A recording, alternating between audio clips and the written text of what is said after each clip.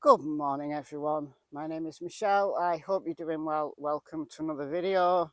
It's Monday morning. It's shaping up to be a beautiful day with hardly a cloud in the sky. We're going to go from Northern England to East Tennessee, back to Ben Hill Road, and in this video we're going to explore the people who were there on June 15th. There seems to be a lot of people there, observant, listening, hyper vigilant even. How is it possible for a stranger to come along, just randomly come along, see Summer at her property, know exactly where she was going to be at her property? The odds of that must be incredible, right? So incredible that, guys, I don't think it happened. The TBI, Hawkins County Sheriff's Office, after a whole year, they just don't know. Of course, there could be things that they're not telling us, things that are very pertinent to the investigation that they'll keep very close to their vest. They'll know details about the searches, exactly what was done forensically at the property and maybe beyond. They'll know the exact patches, for the want of a better word, where searches have happened and where they haven't, which properties law enforcement have been able to get access to and which ones they haven't. We don't know that any of that stuff. It just intrigues me as to them saying there's no one theory that outweighs another. I think if they had a working theory, I think they would say animal attack has been discussed a little bit this week, but in the press conference, law enforcement didn't mention animal attack. I think an animal coming in and attacking Summer and taking her away without leaving one scrap of evidence, not one scrap.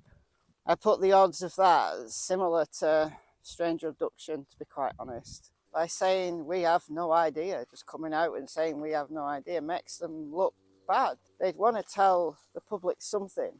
They'd want to give a direction if they could. But we've got none of that. So it's left to the people of Ben Hill Road to tell us what actually went down on June 15th. So who have we got there after Summer arrived home? Let's just follow the timeline that I've been using thus far for the last year and say they arrived home at approximately 3:20. Candice tells the channel Unmasked the timestamp on the milk jugs photo and separate video was 3:09. This wasn't a TikTok video, as some people claim. It was not a TikTok video. It's not one that Candice has removed. It only ever saw the light of day when Unmasked played it on their channel. So we don't have any metadata. We simply have what Candice tells us. Could she be lying? Yeah. The photo, however, was shown by the media on the night of June 15th. Someone holding up the phone to the camera. If Summer had been dead in that photo, do you think Candice would have willingly handed it over for the whole world to see? I don't think so. But this isn't a video about the milk jugs photo, because we're just going to say, yeah, it was taken at 3:09 and we know exactly where it was taken. So we can say they had to be home by 3:20. So there's 3 hours. Now, who was there in those 3 hours? Well, of course, there was Candice, there was Grandma, there was Summer's 3 brothers, all on the property of 110 Ben Hill Road. There was also multiple dogs. Now, both Don and Jodie Sue say the dogs weren't there that day. How would Don know the dogs weren't there that day unless he'd been told by someone? Could he have been told by Candice, possibly? Or could he have been told by his neighbour, then neighbour, not now a neighbour, Jodie Sue Brown? Because she's also said the dogs weren't there that day. She said the dogs were the key. She's been very cryptic about the dogs being the key. Is it her that told Don the dogs weren't there that day? I would say, yeah, probably some dogs would wander off, you know, probably disturbed by all the noise of the tree cutters. They might wander off, find somewhere comfortable and shady to sleep, because that's what dogs do when it's a hot summer's day. But there was a mama dog Either she was heavily pregnant or she just had puppies. There were 7 of them. Candice told Chris McDonough that there was puppies under, that little cubby place. Now that was July, mid-July. So those puppies were either newly born or Mama was pregnant. She wouldn't have wandered too far away, especially if the puppies had been born. So there was definitely at least one dog. Defensive as well. If she had puppies in a nest, a defensive mama dog. So 5 humans and at least 1 dog, property of Ben Hill Road. The chances of someone taking summer off there without being noticed, while it's possible, we know that in January, Molly Golightly was able to scrabble up part of the hill and the people on the top. I hadn't seen her, I hadn't noticed her. You've got to have one hell of a nerve. And a stranger even knowing where Summer was going to be, where Summer's favourite playing spot was. Nah, I can't get with that. Which leads us always to the parents are lying, it's all a script. As I've said many, many times, I do think Candice knows more. I think Candice has not told the full truth, perhaps because she's scared, that she's maybe scared of what Don might have said, and things have just got out of hand. Grandma said she went in for a nap. The interview with Ansley Daniel in April, the one time she's come and spoken to the media because she was peed off at Sheriff Lawson saying that they weren't cooperating. That's why she chose to come out to the media, I think. She said she went in for a nap and then they planted flowers. So this whole nap time filled in a whole lot of space. And then they planted flowers and then Summer went in, had a piece of candy and went in to play with her brothers. There may be elements of it that are true. I just think there's more. I do find it difficult to believe that Candice would be a criminal mastermind enough to find a dead child and then hide her somewhere that no one's found her for at least a year. I've always struggled with that. Possible, but I've struggled with that. Did she go out and meet Don? Well, we don't know. But if she did, they've beaten his good buddy Starlink. Nothing's been revealed in the cell data, the GPS data. Okay, so who else do we have on Ben Hill Road? Well, we've got at least 4 other people on Ben Hill Road there on the afternoon of June 15th. So we've got Jodie Sue, who then lived at 125 Ben Hill Road, and her 2 children. Her adult son, who was 19 at the time Summer disappeared, I believe he's now had a birthday, but he was 19 then, so very much an adult. He went on WJHL a few months ago, saying that the scream was animalistic. And then there was her teenage daughter, who said it was muffled. So was it animalistic and then muffled, or... But Jodie Sue says that happened between 4:30 and 4:42 because she can gauge the time with the text messages to Andy, her then partner, who allegedly was at work all day and on camera all day. Was he though? If this scream happened, no one else heard it, Candice didn't hear it, Grandma didn't hear it, the boys didn't hear it, Candice was told about it. Jodie Sue says that she told law enforcement on the night. She told Candice. Candice definitely knew about it by June 20th because she sent some audio over that fell in the hands of Crazy Crime Chick. It was several months before the scream was told to the public, and Don had mentioned it, that his neighbour heard a scream. So Jodie Sue then came out and made those 16 videos describing everything that went on. Yeah, but she'd been talking the whole time on Facebook. She never mentioned a scream. These infamous text messages, no scream was mentioned there. She said she heard a noise at something like 2:14. So did the scream happen or not? Well, maybe that's why Sheriff Ronnie Lawson says it's unfounded.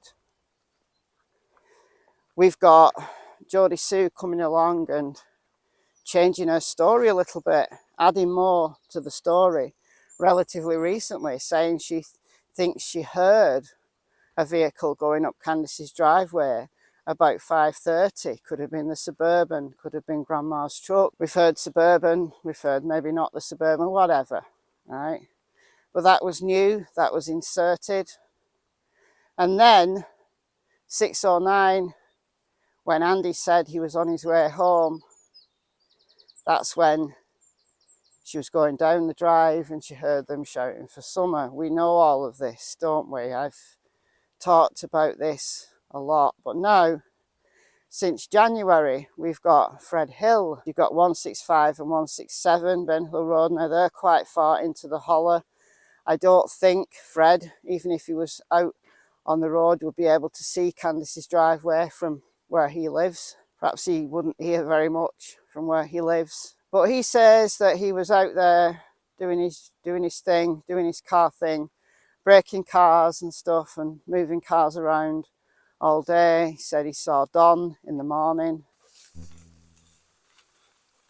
Was the eldest boy with him? He said maybe. So did that leave the two younger boys back at the property all day? Because they went to the hospital to take Grandma for her knee checked and to get some medication, 8 a.m. So 2, possibly 3 boys were in all day. There's this call that H overheard about a creepy guy called Andy or Anthony touching the kids. Well, how would Don know that? Who'd been telling him that? Did the boys ring him to tell him? Candice denied it. So who knows? Who knows whether that story is true or not? It's interesting, but we don't know if there was a creepy guy there or not. Fred, however, also says that he saw Andy and a couple of other vehicles, strange vehicles that he didn't know, right down in the holler. They waited and then all moved out together between 3 and 3:30. You know, if they moved out at 3:30, Summer would only have been home like 10 minutes by that time. Was Andy really there? Fred swears down he was. Fred says he's on camera there. Now, Crowdsource Illuminations, CSI, made an interesting community post yesterday, and she laid out some questions that, yeah, I've got all of these questions, guys. Because is he lying about seeing Andy? If so, why? Andy's his cousin. They share a common ancestor, Mr. Ben Hill himself. He's Andy's great-grandfather. He's Fred's grandfather, which makes them first cousins once removed. They've known each other forever. Why would Fred implicate Andy if it wasn't true? Why would he implicate Andy at all? Why is he talking? Why haven't more people spoken to Fred?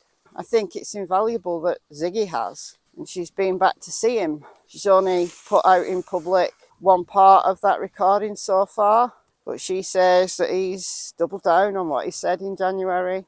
It's all consistent. Well, it could be consistent because he's got this story in his head that he's decided to tell people if they come by, or it's the truth. CSI asks why law enforcement have been to see him several times. Well, he said himself that law enforcement have been to see him several times since January. Is that because he's got information for them, or is it because they want to check details with him, or is it because they suspect him of something?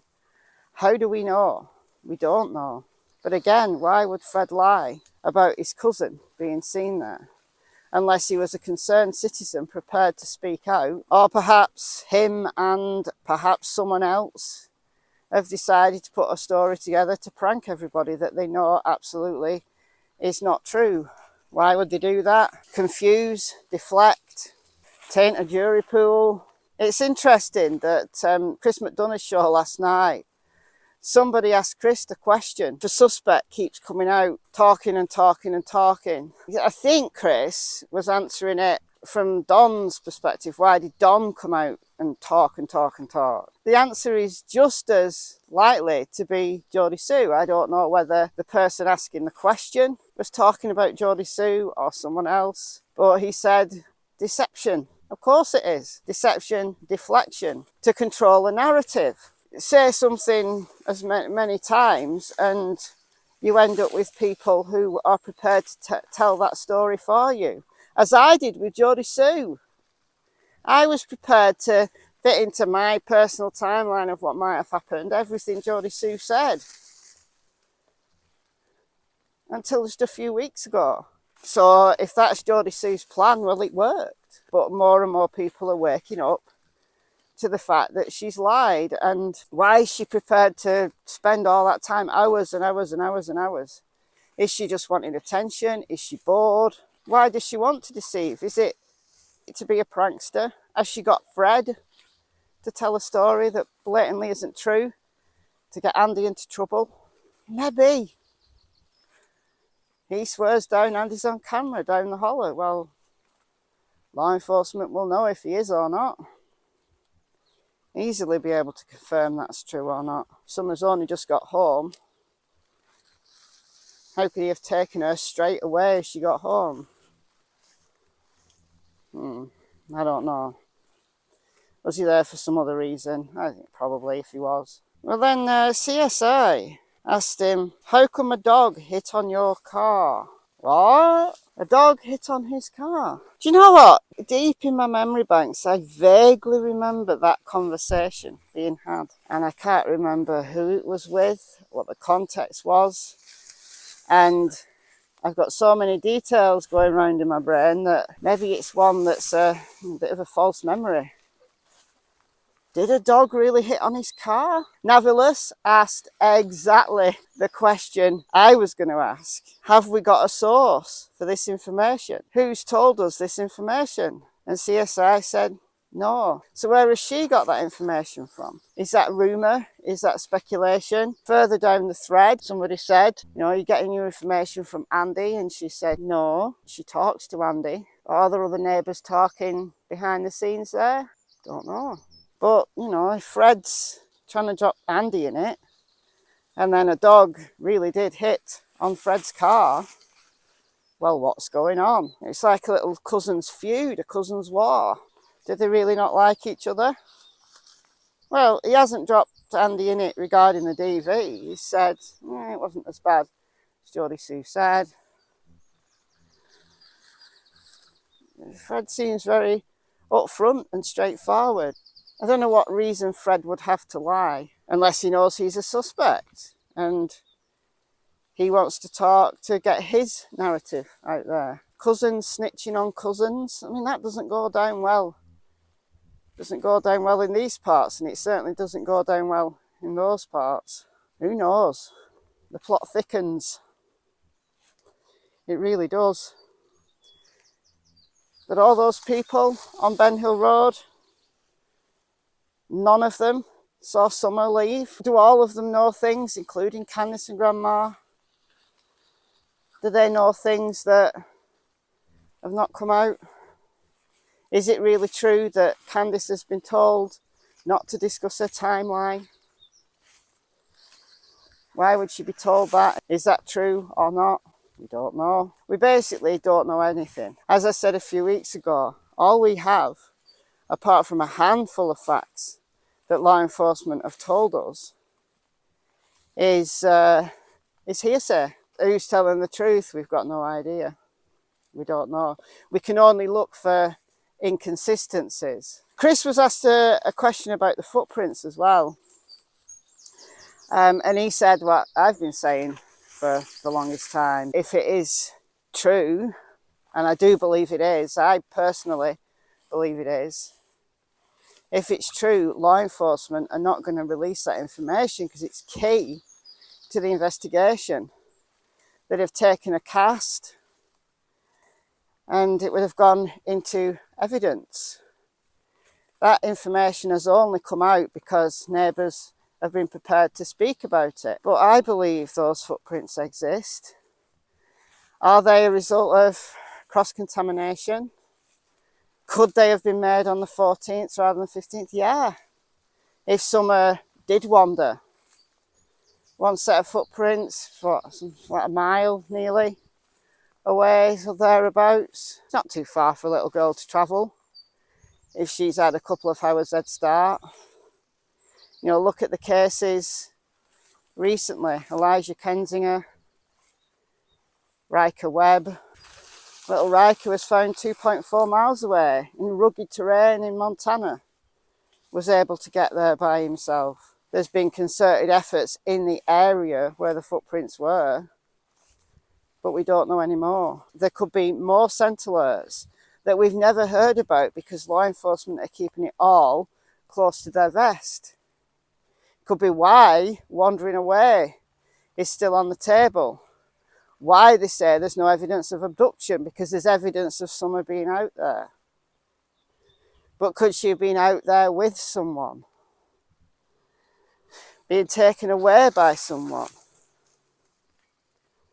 Well, if there's no evidence of adult footprints, they've not got the evidence of that. But you see, the thing is, according to the neighbour, these were only found on the 19th.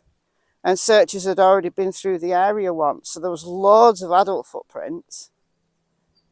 And just these, you know, little clues of barefooted child footprints. I don't know, you guys. I think we've just got to latch on to the little we do have. Could that be leading us down a route that isn't true? Yeah, absolutely. But we have got to consider the bigger picture and consider everybody's testimony, what everybody has said. Remain neutral at first and try to think, well, is there evidence to support that? Or is there evidence to refute that? Have they told a consistent story again and again? Jodie Sue hasn't. Has Fred? Well, we don't know, because there's only Ziggy that's spoken to him. That's come out online anyway. We don't know if Fred is telling the truth. We don't know what his motive is. We don't know why he wants to get his cousin into trouble, if he does. Maybe he's just saying what he's seen and he's not scared of any repercussions. Maybe he's a prankster. We just do not know. It's an interesting little cousins war. If he's speaking out against Andy to law enforcement, that is interesting. We don't know if he has or not. So, frustratingly, I'm going to leave it there for today. Beautiful day. It's goodbye from Miss Tillington and Miss Cassie Springer. Hello. No, not interested. Bye, guys.